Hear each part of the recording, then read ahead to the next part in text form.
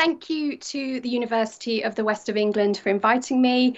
Thank you again for that amazing introduction, and thank you to Professor Jane Roscoe for putting me forward for this very distinguished series, which I'm absolutely honoured to be doing for you tonight.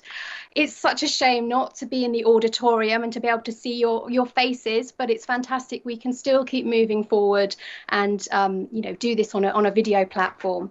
I'm guessing the audience has students and graduates and some industry experts, some members of the public, and my mum and dad if they manage to get the Zoom link working as well. So that would be great if they're on. Don't ask any questions, please, mum and dad. That probably wouldn't go down well. Anyway, next slide, please, if I may. So you've already heard a bit about some of the things that I've worked on. I thought I'd give you a little flavour of some of the things that I've done before moving into the main sort of topics of the lecture tonight. As you see, I've worked for all of these broadcasters here. I have interviewed serial killers on death row, a serial killer vampire in the States. I have made films about Britain's youngest dad, who was just 12 at the time. I have made food programs, which I think was much scarier than interviewing the vampires, that's for sure, when we had risotto rage on set and souffle sagas and all manner of things. So I've been really, really lucky. I went straight from university to work at ITV, where I stayed for the best part of 10 years. But I say lucky, I worked incredibly hard, was incredibly determined, and hopefully I'll give some advice throughout this session and maybe through the questions as well that might help some students and graduates as they start forming their career. And I have to say, when I turned up at university, obviously this is nearly 25, 30 years ago, I show my age a little bit. I was suddenly thinking, oh my goodness, what have I done? Because it seemed like everybody else knew somebody in the industry or had a parent working in the industry. And I suddenly thought, how am I going to make this happen? So had to really start understanding how to use networks and how to get on people's radar and work my way through. And obviously being that old, we didn't have the internet in quite the same way. So I think I probably wrote to TV execs on flowery paper or something, but managed eventually, after a lot of tenacity, sending hundreds of letters to get the work experience, and as I said, ended up at ITV and was determined not to leave really for a while. Next slide, please, if I may. So as you heard, I started to do guest lectures, and as part of my role in heads of departments and leading teams, started to run more training courses, and I sort of got sucked over to the world of academia, which I absolutely loved. And you'll see some of the institutions that I've worked for there. It was a great platform, a great privilege to work with young people at the start of their careers with all their passion and enthusiasm to go and make some ambitious film with £50 budget, but they were determined they were still going to travel overseas and do everything, which is fantastic. And you have to always harness that ambition, which was great. But it gave me an opportunity as well to still be developing my own research interests and my production contacts as well. And as you heard, it led to me becoming the Professor of Media Education and head of the Film, Media and Performing Arts School at the University for the Creative Arts, lots of creative arts in there. So that was a fantastic thing to do. Next slide, please. As part of my research and part of my academic role, I was always really keen to bring industry in, and that was, I suppose, my strength, having come from industry, was to create those partnerships. But I quickly noticed there was a gap in the market for a contemporary handbook looking at TV studio production. So myself and a colleague embarked on this project. We'd never written a book before, but that wasn't going to stop us. We had the contacts. So we were going to put this handbook together, and obviously our own experience as well. So what we did is we tackled all the different genres that you might use within a studio. So everything from news, soap operas, big entertainment entertainment shows like The Voice, and we looked at case studies for each of those different genres. So as I said, we looked at The Voice, the Got Talent brand, and we went all over the world collecting these case studies and putting together this handbook full of scripts and useful tips to help teach that genre, because it's really difficult. Actually, it's quite mystifying when a student first goes into the studio to see all of the different banks of monitors and how it all comes together. So that was a really useful, as a teaching guide for us as much as anything. But we were incredibly proud of that and launched it at the British Film Institute and did a US book signing at South by Southwest as well. So that was a useful thing to do. Next slide, please. As you've heard, it was really strange. After years, 20 years of being behind the camera, I started to do some media commentating, which I started during my academic years. And now, obviously, I do this as speaking on behalf of the Guild and on behalf of the industry about different issues. So I'm talking there, I think, about Brexit, which is maybe not a fun topic, but we'll come on to that a little bit later during the lecture. Next slide, please. And as you've heard, I needn't have done these slides because Jack did me such an amazing introduction. You can see I've been working on lots of different boards at the moment. So currently on the British Film Commission National Advisory Board, and you've heard Jack go through some of those. And the reason I mention this, again, for our students and graduates that are watching, it's really important to start connecting with these networks. Make sure you're getting onto the newsletters. Most will offer a free newsletter. I know BAFTA has their Guru series and so forth, so that you know what's going on. And obviously at the moment it's actually really useful because there's so many webinars happening. You can jump onto those, but make sure you're always saying thank you to the guest speaker or connecting with them afterwards, because that's how you start to develop that relationship and rapport. So as you can see, I'm very well connected with the different networks, which obviously feeds back into my role now as CEO of the Production Guild. Next slide, please. So 7 months ago, I took the leap in the middle of a pandemic to become the new Chief Executive Officer for the Production Guild. A really poignant moment in world history, but also film and TV history, because we had just stopped production really when I got the job, and I suddenly thought, will there be an industry still? How is this going to shape? But I'm always one for a challenge, and I thought this is an amazing point in time to really make a mark on the industry and to really contribute to make that happen. So here we are. Next slide, please.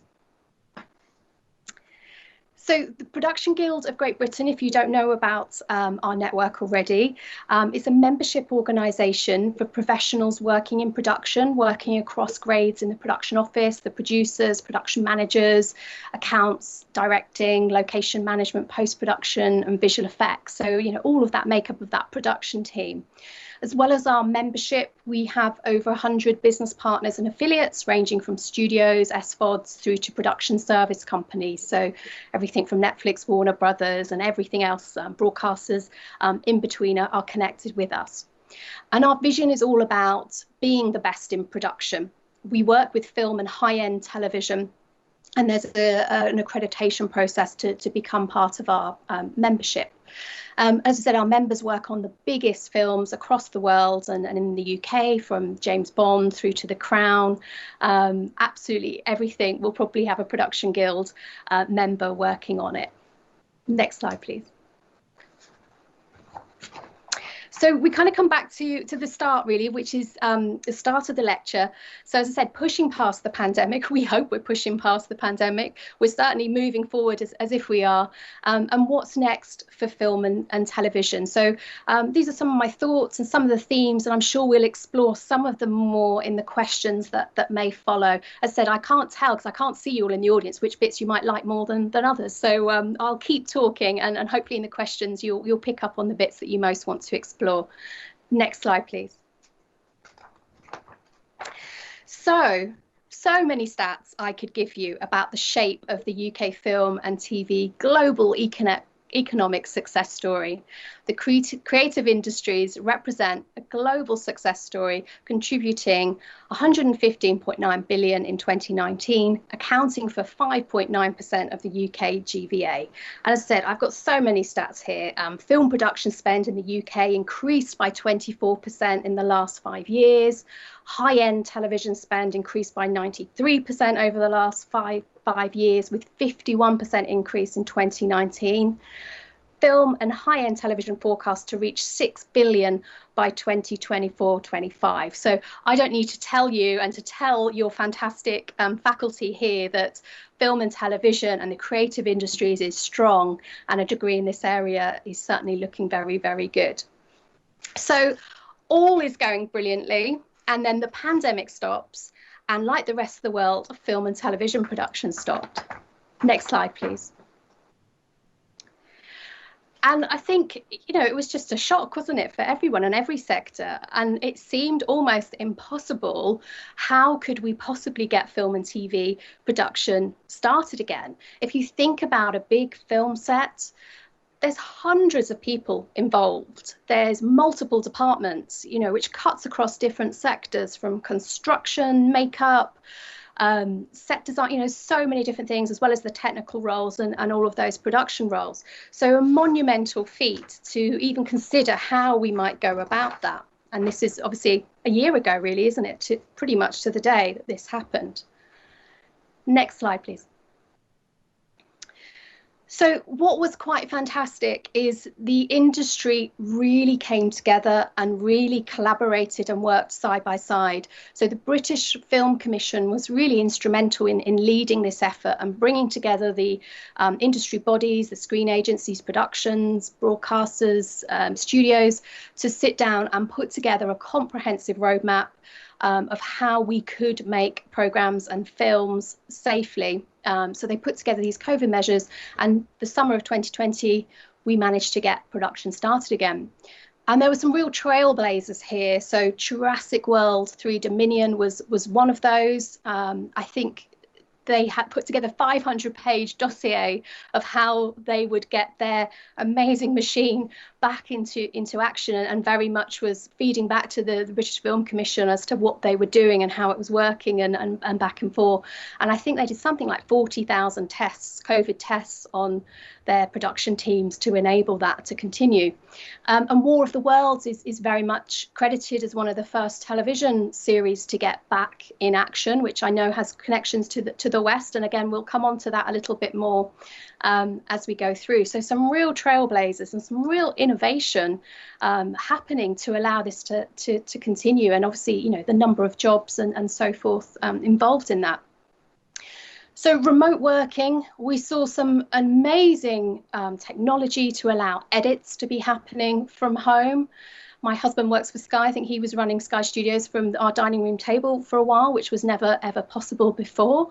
Voiceovers being recorded. I mean, so many technological advances have happened, and things that we will hold on to, actually, don't, even when what life returns to whatever our new normal is. The other big feat was the production restart indemnity scheme, because great, we have the COVID measures, but who's going to ensure a production, you know, a multi-million-pound production or TV series with all the things that could go wrong? So PACT, the Producers Alliance of Cinema and Television, were really instrumental in this, again, with consultation at lobbying government to get this £500 million fund put together, which was, you know, again, allowed for production to start, and that scheme has been extended. Screen Skills were instrumental in putting together coronavirus basic awareness, and I think they've had something like 50,000 people now take their basic training course. So again, just highlighting that awareness and the industry coming together to make all of this possible.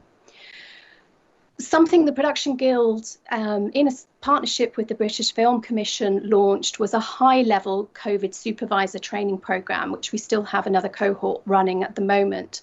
So what we recognised was we needed this new role of the COVID supervisor that would work between the production management department and the health and safety departments to put in train all of these different measures.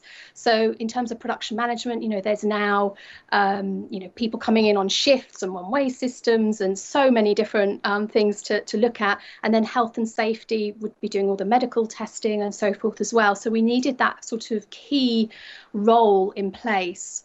And it's a tough gig, because they, in a sense, could have the power to stop a production if things weren't working or compliance not being followed and so forth. So we've put together a really comprehensive programme, and this is for working again in film and high-end television on big budget productions. And what we've noticed is, since adding those COVID measures, productions are costing between 8 and 30% more. Which, we're happy production's running. That's great. So it is a lot of money, though, when you think of the budgets that we're dealing with. So it's really important that good decisions are being made for safety, but also in terms of the practicalities as well of production. Next slide, please. So we recognised at the end of last year some of the amazing innovations and outstanding achievements in our Production Guild Innovation Awards in association with Warner Brothers Studios Leavesden. And we celebrated and recognised some of those productions that I've mentioned, like Jurassic World and War of the Worlds, Screen Skills, and had a celebration about those achievements, because we needed some good news stories. We really did. So, and that's available on YouTube if you want to have a look at some of those case studies, because it really is quite interesting to hear how these productions managed to get back in action. Next slide, please. So after all of that drama, figures last month revealed a fantastic achievement with film and high-end TV spend of 2.34 billion. So we were only down about 20% overall on where we should be, or on previous, and we had a really strong last quarter. So things are looking really, really healthy again. Next slide, please. So it's great. We have all of this content happening and the kind of global talent that we have in this country, but we need more studio space. And that's certainly something the industry and the British Film Commission and partners have really been working hard on. And we have some fantastic examples of additional investment happening around the country. And I'll just give you some of those. So Sky's expansion of Elstree, valued at 230 million. Pinewood Studios investment of 450 million. Oxford, 80 million. The Netflix production hub at Shepperton. Ashford's 250 million. And of course, the Bottle Yard Studios at Bristol, which I'm guessing you're most familiar with. Next slide, please. And I have got notes, because I'm sure there are probably people from Bottle Yards here, so I want to make sure I don't get any of this wrong, and I'm sure they will pop up in the Q&A to correct me if I do. But the Bottle Yard Studios is the largest film and TV studio in the west of England, with a 7-acre site, obviously working closely alongside Bristol's Film Office, which assisted more than 250 productions to carry out nearly 1,000 filming days in 2019-20, which is incredible. The studios or on location in Bristol generated 17 million to Bristol's economy in 2019-20, and almost 700 jobs were generated, which is fantastic. And some of the productions, I'll read some of them out. Hopefully I won't miss any out. So currently active, we have The Offenders for BBC Amazon Studios, starring Stephen Merchant and Christopher Walken. Becoming Elizabeth, the TV quiz show Tipping Point, the Netflix sci-fi series The Last Bus. Oh, and there's so many that happened last year as well. Pursuit of Love, War of the Worlds, which is a real trailblazer, which I've mentioned. Agatha Christie's thriller The Pale Horse. Oh my goodness, it goes over the page. The Salisbury Poisonings. My goodness, so very much. I've missed lots out, but you can see some of the fantastic productions that you have going on your doorstep in Bristol, which I would love to be there today, but I'm home in Berkshire today. But anyway, next slide, please. And great news, that your studios are on track for 12 million expansion from the West of England Combined Authority investment, which will see capacity increase from 8 to 11 stages, which is brilliant news. I'm sure I hope to hear some comments on that from people in the audience as well. I'm conscious of time, so I will move on. Next slide, please. So in part, some of the demand for content is all of this added streaming services that we now have and has got us through the pandemic, I think. I think I can kind of punctuate my various lockdowns by what I was watching, whether it was Tiger King in the summer, and so forth. So we've really relied on that level of content, haven't we? And the figures are incredible. I mean, I can't even keep up to date. I just checked just before I went live here. Disney Plus accrued 100 million users. I had it in my notes as 95 million, but latest data is they've had 100 million since the launch in November 2019. Netflix subscribers are now 204 million and growing all the time. So you can see the demand there. So they've been a real winner during this pandemic. I suppose the loser has been the cinema, and we'll have to see what happens with distribution models. We've seen films be delayed. We saw Wonder Woman go to HBO release and so forth. So we'll have to see how this pans out. I really hope we get back to the cinema. I miss the cinema, but you can't deny the rise of the streaming services. Next slide, please. So in the middle of wrestling with the pandemic, we've got Brexit just sneaking alongside. I don't want to sort of change the mood of the evening, but that's a challenge for the industry and for the country as well, just in terms of how we navigate through this. We have a 1,300-page trade cooperation agreement that we're working through now, and the practicalities of what that means for film and television particularly. They're looking at, issues around movement of goods, movement of people, and how we do that. We're used to cabotage rules. So there's lots of added production processes to do, which is a big piece of work, and we will get there. It will work, but there's an added pressure there to get those systems in place.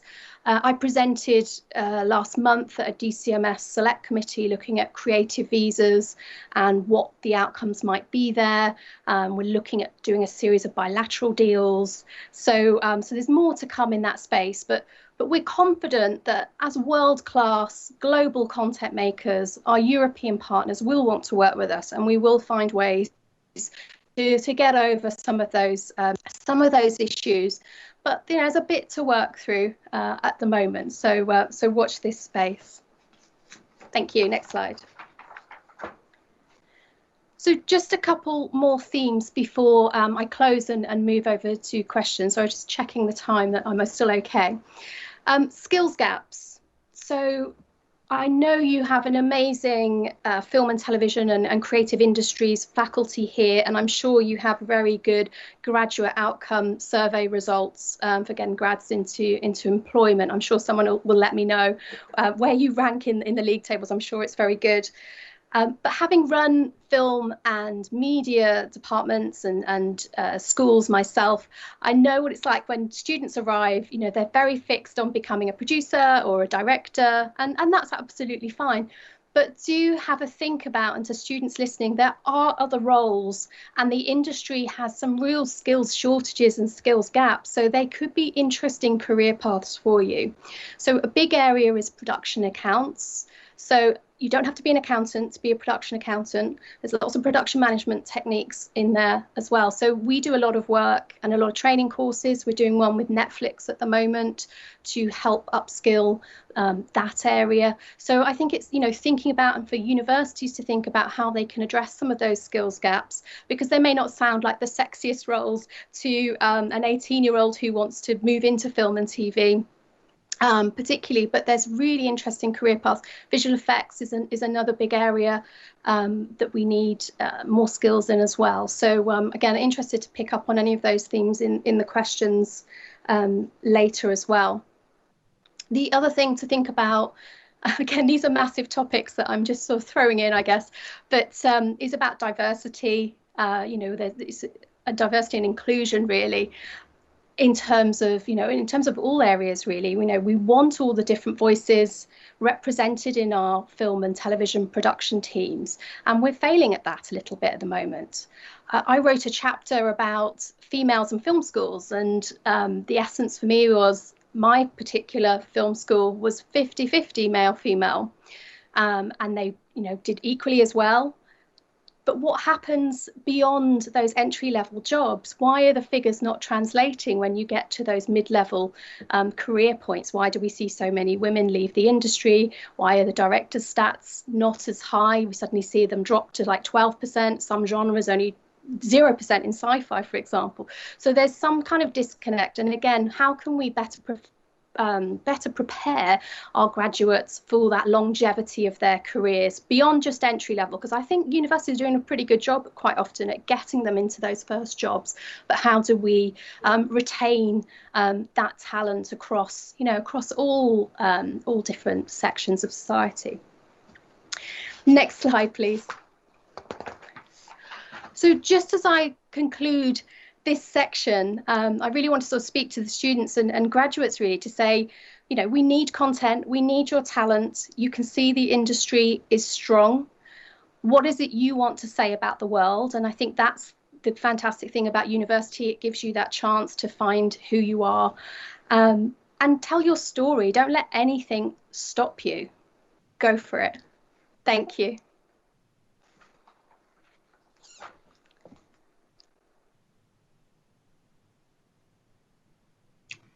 Lyndsay, thank you ever so much for what felt like a whirlwind tour of everything the production guild and you have been doing, particularly during the pandemic. So thank you ever so much for your insight and the breadth of your talk. It touched upon so many themes, and it was really, really detailed and inspirational for our student audience in particular, I think. So I'm going to go straight to our questions, if that's okay with you, Lyndsay. And we have a couple of pre-submitted questions. The first one is, how do you suggest we as people and the government should support the arts through this time in an environment which seems to be against us? What can we do? Wow, that's a lot, isn't it? And I think it's interesting because different sectors within the arts have been harder hit than others. As I said, film and television, we managed to get the production wheels turning again, but theatre, music events have been much harder hit. And I hope that that's turning a corner now. I mean, there have been some government schemes. I know there's been the Excluded UK scheme or kind of campaign as well with freelancers. So it has been a really, really difficult time. But we have seen amazing examples of collaborations, innovation, whether it's been drive-in theatres and, all kinds of different things happening. So it's really difficult. I hope we're turning a corner now. As I said, film and television's been slightly, less hit than theatre and music, but I certainly hope we're turning a corner now. Thanks, Lyndsay. On a related theme, and the winds of positivity are in these questions, but on a related theme, we have another pre-submitted question, which is, will cinema going survive the pandemic? I know you touched upon that in your talk, so what are your thoughts? We really, really hope so, but you can't deny, looking at, as I said, distribution models and what some of the big films have chosen to do. I know that we're all keen to get back to the cinema. It's a really difficult time, but I think we're confident that it will return. But the rise of SVODs, as I touched on in the lecture, is certainly interesting and certainly disrupting some of those business models and distribution models that we have been so known for so long. Thank you, Lyndsay. On a different tact altogether, and this is looking particularly at your role in the Production Guild, we have a question from Isabel, who may well be a student or on the entry-level part of her career. which is, are there opportunities for students or graduates to get involved in the Production Guild of Great Britain? To get involved in the Production Guild Direct?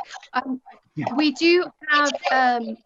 do run some entry programs, so and we do have some educational partnerships. So we work with some universities already in a formalised way. So the University of Hertfordshire, the National Film and Television School, we run trainee production accountant programs. So and that's sort of like in line with their professional development modules. They get a boot camp with us and then go onto our register to work on, you know, the various features and so forth that we have. So we do have some programs. We are I suppose mid-level and sort of upwards in terms of membership per se, but we do have some university schemes, and we certainly do some talks as well. So please do link up with us on LinkedIn, social media, and follow along as well. And maybe we can do a partnership with UE as well. So maybe, James, I'll be talking to you about that, how we can formalise some links there going forward. And then there'll certainly be some. That would be brilliant. Thank you, Lyndsay. I'll take you up on that offer. I'll contact you later on. Fabulous. So we have a question here from Georgia Williams. I hope she doesn't mind me reading her name. And it says, thank you, Lyndsay. This one's received a few likes, so this one's obviously a hot topic for members of our audience. Thank you, Lyndsay. Do you feel that your creative background makes you more creative as a leader in your CEO board positions? And if so, in what ways and how? Oh, that's a really good question. Yes, I think so, because I've come from a particularly factional entertainment background. So when we ran our awards program, I was very clear on the vision that I wanted and how I would like that to look. But also, I think being a creative gives you a thick skin, because you have to get used to your ideas not always being, you know, the first one being taken up, for example. You become quite agile, you become a problem solver. So yeah, I think that's an absolutely brilliant question. And I definitely think I draw on those creative skills, and I still love any of the creative aspects of the role of putting a project together in that way. So yes, I agree. Thanks, Lyndsay. Now, you mentioned in your talk that there are shortfalls in certain areas. I think you mentioned production accounts, VFX, as areas where more graduates and more people should be coming through the pipeline.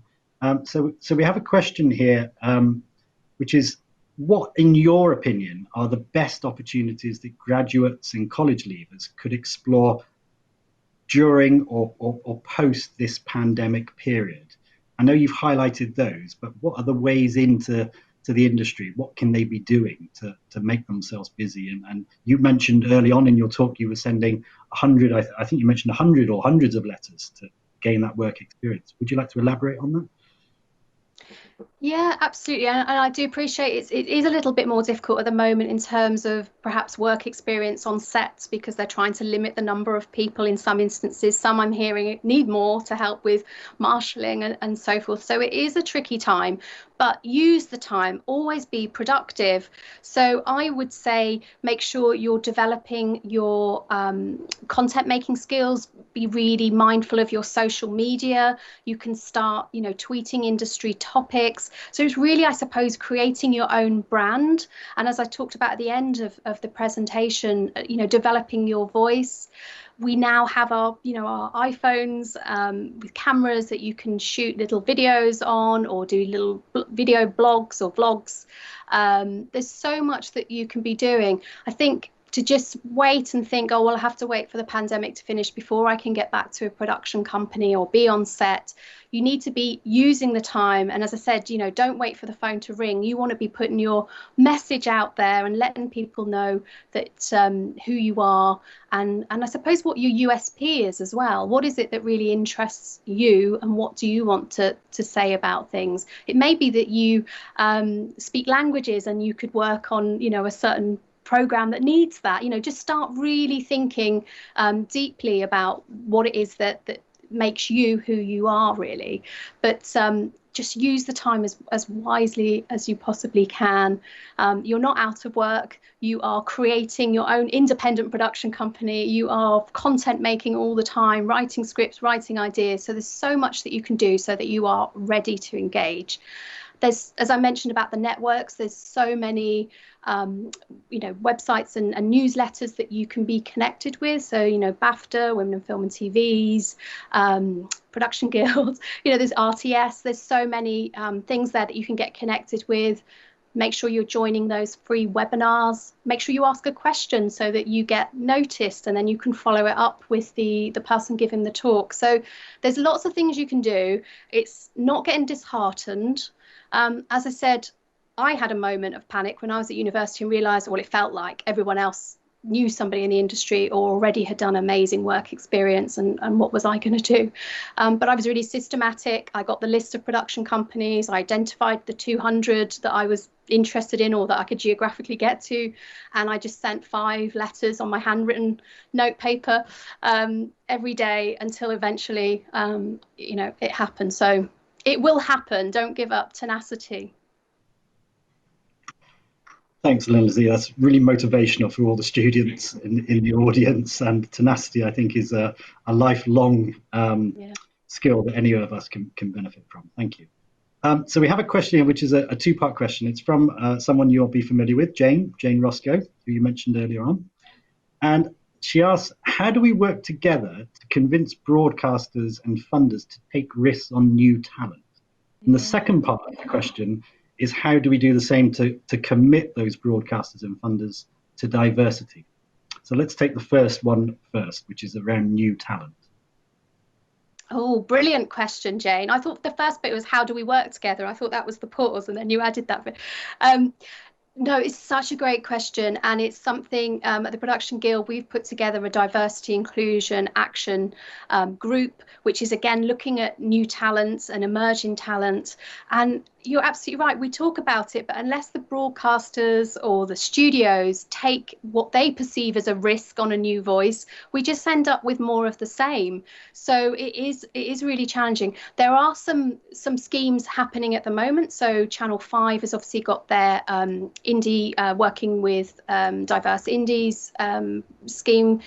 Netflix has committed £100 million to emerging new talent, so they're really staking out a claim on that. So yeah, it's such a good question, because there's always that element of, well, we're spending hundreds of millions on this production or series, we need a safe pair of hands. And I remember, this is going back 20 years ago, and I better not name the broadcaster, but there used to be a preferred list of directors, and they were the only ones that you could book for your blue chip documentary series. And if they weren't available, you just had to sort of wait in the queue. And there was only about 8 names on there.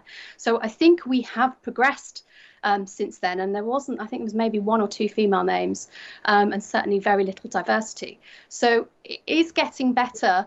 But we do need trailblazers and as you say, commitment from the broadcasters to make that happen, and then to not have that ever changing carousel of commissioning editors that kind of get moved on. So you just start to get that scheme underway and then they're gone again. So, commitment to that longevity of those schemes and programs to really make them work. Thanks, Lyndsay. Lyndsay, you gave us a really good insight into the ways in which production was able to maintain and kickstart itself again last year with the benefit of the health and safety measures that were being put in place. There's a question here relating to the scale of production, which is, will the pandemic force a rethink of production scale, leading perhaps to smaller scale productions and less reliance on blockbusters? I don't think so in the longer term. I'm obviously working in film and high-end television, so they do tend to be the bigger productions. So we're not seeing that at the moment, and certainly the commitment to the extra stage space that I went through, the Bottle Yard being a big space for that as well. We're not seeing that in a trend at the moment. I think some of the pandemic measures will stay in place in terms of the hygiene. It's going to be very hard to suddenly go, oh, it's all fine, don't worry about all of those things now. So I think there will be, as I said, the role of the COVID supervisor will probably stay, or we might rename it, but will probably stay in place for quite some time. So that's a big change. But I don't think it means scaling down production, certainly not in the area that I'm working in at the moment. There's no trend for that at the moment. Okay, thank you.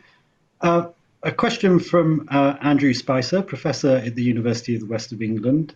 What do you see as the value of public service broadcasters in the new media ecology? Does the BBC, for instance, need more support? I think this may relate to your points about the rise of streaming services as well. Yeah, that's a very good question, and I have written papers about this previously in my previous role, but I'll sort of come back to my production guild hat, I suppose.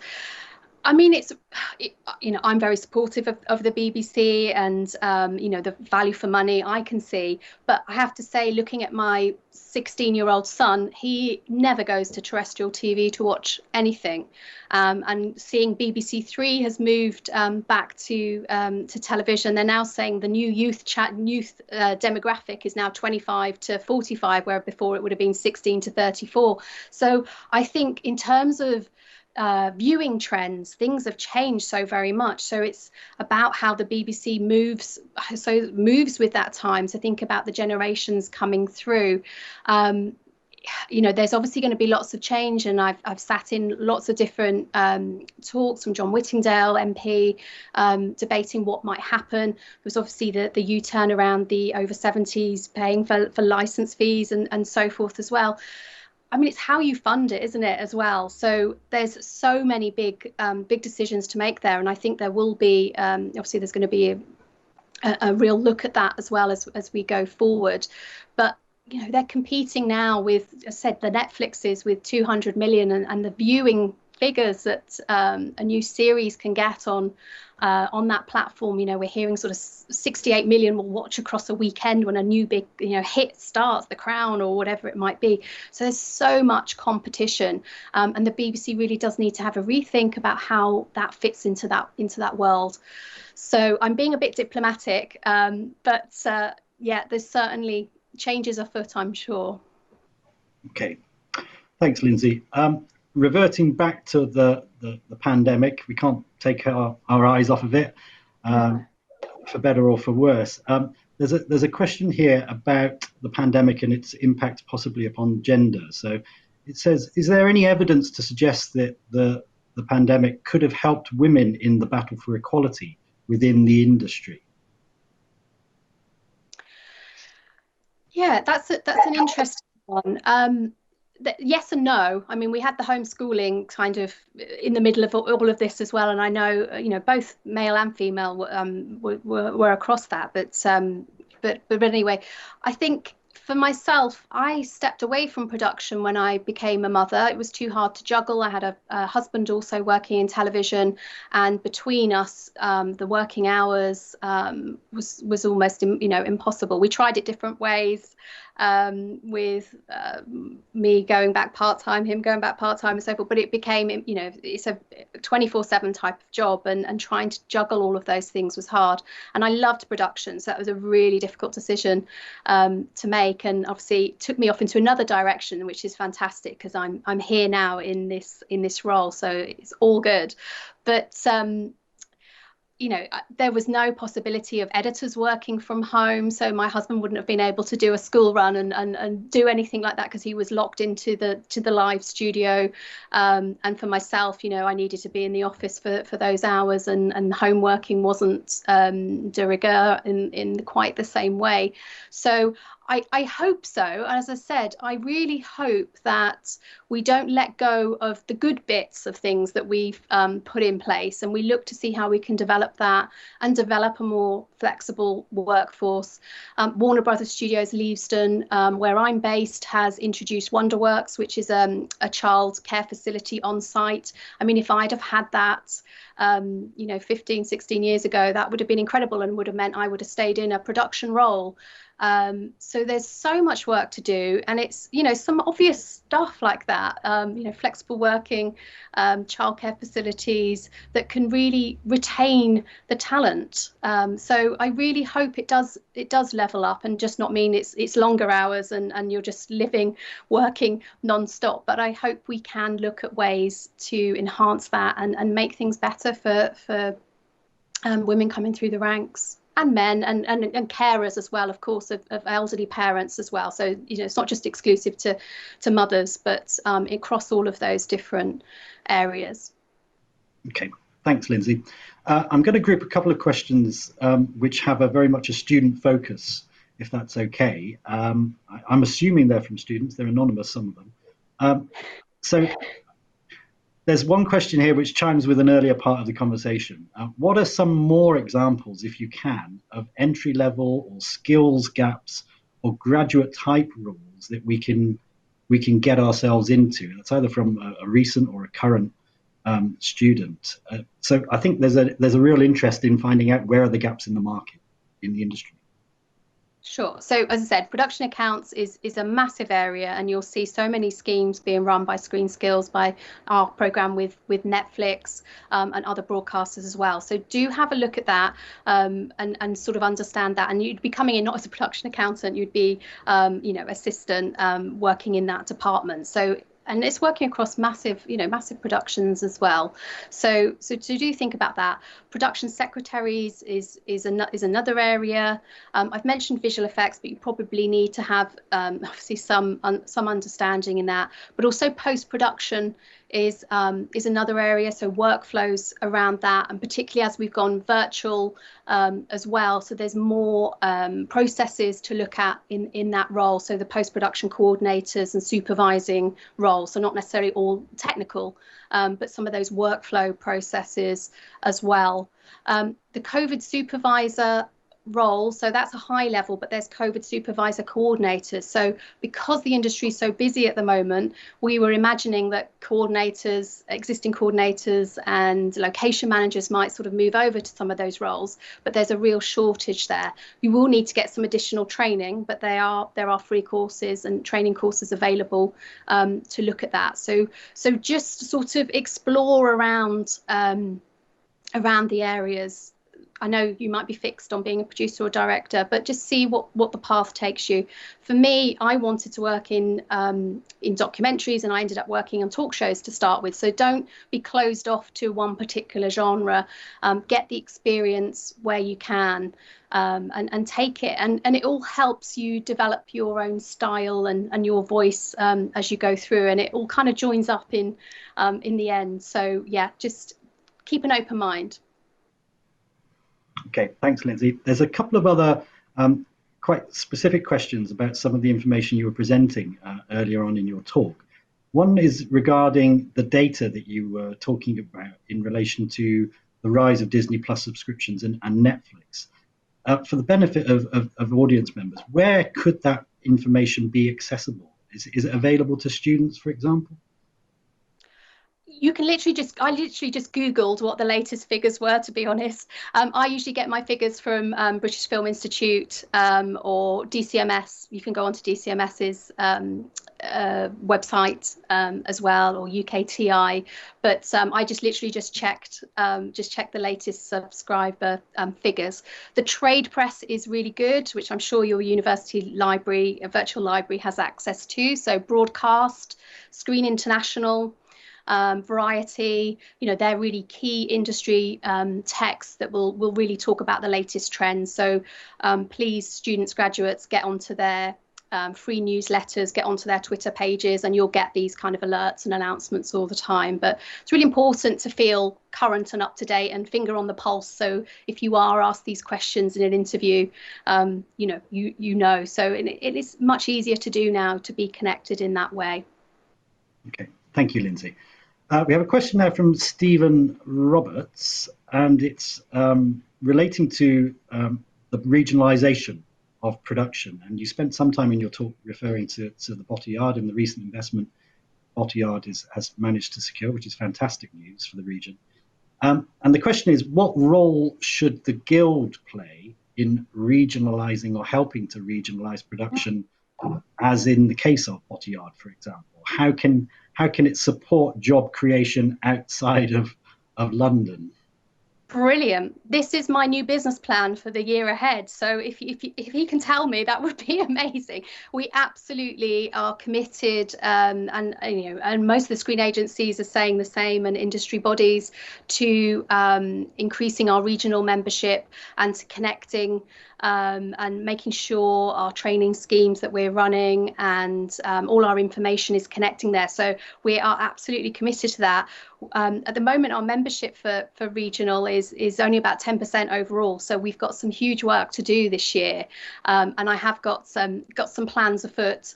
And as soon as I can get out on the road and leave my house, I will be coming to Bristol and to the regions to connect and work on some of those initiatives as well. And we're looking at creating more hubs as well, physical hubs, when it's not so necessary at the moment, but when the world comes back again in the same way. So we are really committed to that, and would love to have a conversation further to see what we can do to help with, as we talked about, skills gaps, what we can do as a guild to support.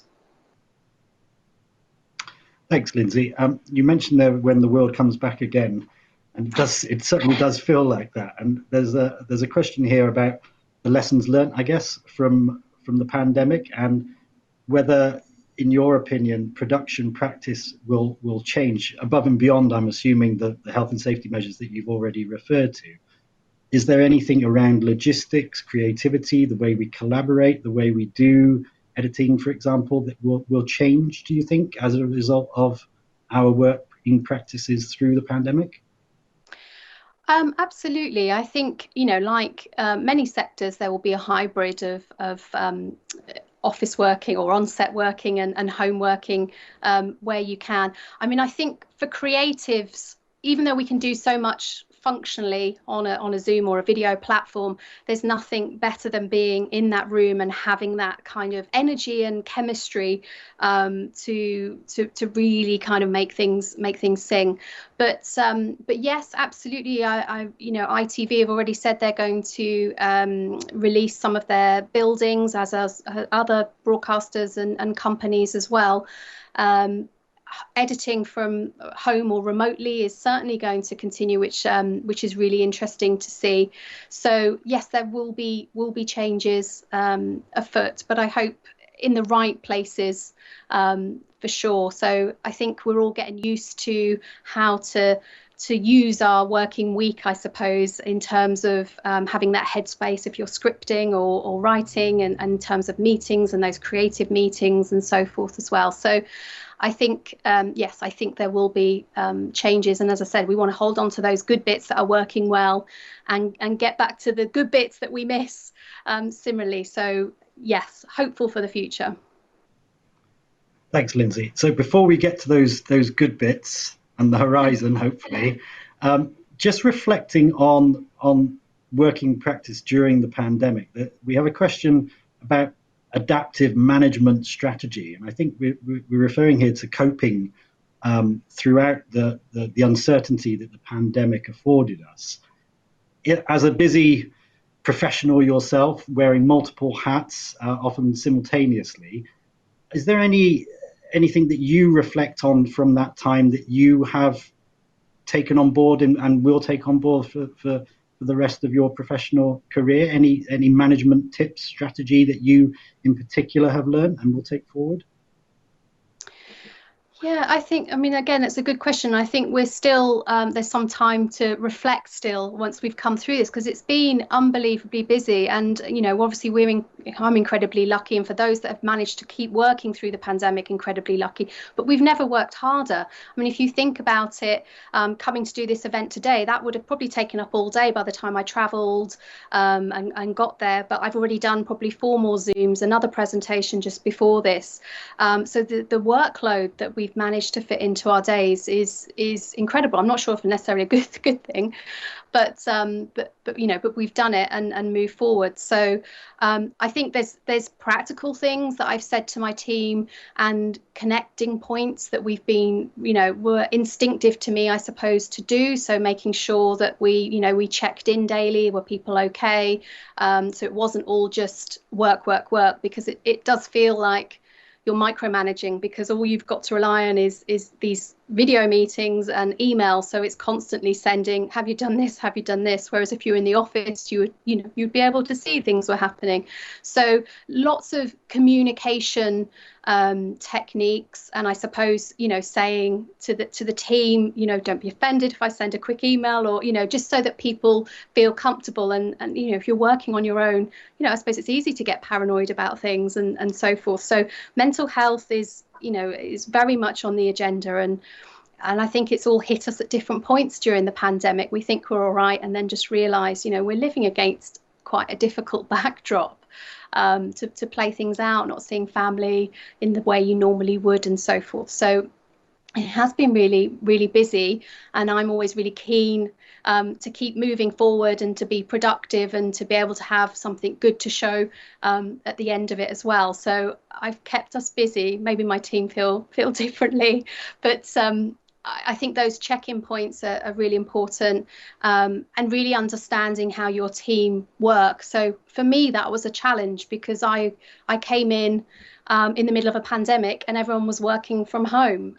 So I had to try and get to know the team quite quickly. We did manage to get back into the office a day a week at various points in different lockdowns. I can't remember what lockdown we're in anymore, but so that was really beneficial to sort of have those connecting points. But resilience is important, and everyone's different. And I suppose I've had to respect with the team when we're all feeling at different points during the pandemic, and just try and use those creative moments and our strengths to our best. Okay, thanks, Lyndsay. We're coming towards the end of the questions, so there's one outstanding question, and then if we don't have any more, I have one question if we have time, which I'd like to ask. So the last question available to me is you referred to case studies on YouTube during your presentation. It's from Jeff, and he says, could you please give some more details to help members of the audience find those? Oh, okay. So this is the Production Guild Innovation Awards. So in theory, I mean, I can share the link with you and you can disseminate. But in theory, I think if you just search Production Guild of Great Britain Innovation Awards, it should bring up our programme. It's only 25 minutes, and then you'll see the different award winners, and they'll talk a little bit about what they did during the pandemic. So Jurassic World being the example, War of the Worlds, and so forth. So hopefully you should find that. But if not, I can share the link. Thank you, Lyndsay. Now, 2 of our questioners have responded to say thank you very much for giving up your time to answer their questions individually, which is great to hear. I don't have any further questions coming on the live stream, so I'm going to ask one question if I'm permitted to, Lyndsay. You mentioned in your talk, and it struck me, about production costs rising from something like 8 to 30%. How does the industry absorb that additional cost? Is it just the case that production will have to absorb it, or is it the case that profit will be further squeezed, or does the additional cost get passed on? Yeah. I mean, it has to be absorbed, really, and that's why it's harder for the smaller indies to take that on when profit margins are tight. in that instance, and that's why, in terms of the distribution models as well, so when you're thinking about, you know, what a Bond film might command in the cinema, which is billions, and why they perhaps need to wait, you know, there's so many different things at play to sort of juggle all of this. But yeah, it's had to be absorbed by productions, and the smaller indies have found it much tougher. The longer term consequences of that, do you think, or is that not worth speculating on at this stage? I'm positive. I think obviously we're now building this into budgets. When the pandemic hit, obviously things were already in train and productions were already in train. So now for new productions coming through, we're a bit better placed to understand what the costs look like. We don't necessarily need all of that PPE that we did in the first instance. You know, is a bit more of a kind of approach of what is actually needed. And as I said, the role of the COVID supervisor is really key in understanding the production management processes, the budgeting processes, against the health and safety aspect, because we want everyone to be safe. You know, it's only telly, it's only film. You know, we want everyone to be safe and well. But I said it's huge figures that we're talking about. But the thought of film and television not continuing is a much worse situation, and we certainly need our box sets to get us through whatever the world throws at us next. And I want to get back to the cinema for sure. So yeah, you know, absolutely. We were just you and me both. Okay, Lyndsay, the formal questions are over now. All that's left for me to say is thank you ever so much for such an interesting, wide-ranging and detailed talk. Thank you for inspiring our students in the audience and other students across the sector. And thank you ever so much for giving up your time. Thank you, Lyndsay. Well, thank you for having me, and good luck everyone with careers. Good luck. Thank you. And that leads me to say this is the formal close of tonight's Bristol Distinguished Address. Thank you ever so much for joining us, and thank you ever so much to our speakers. Good night.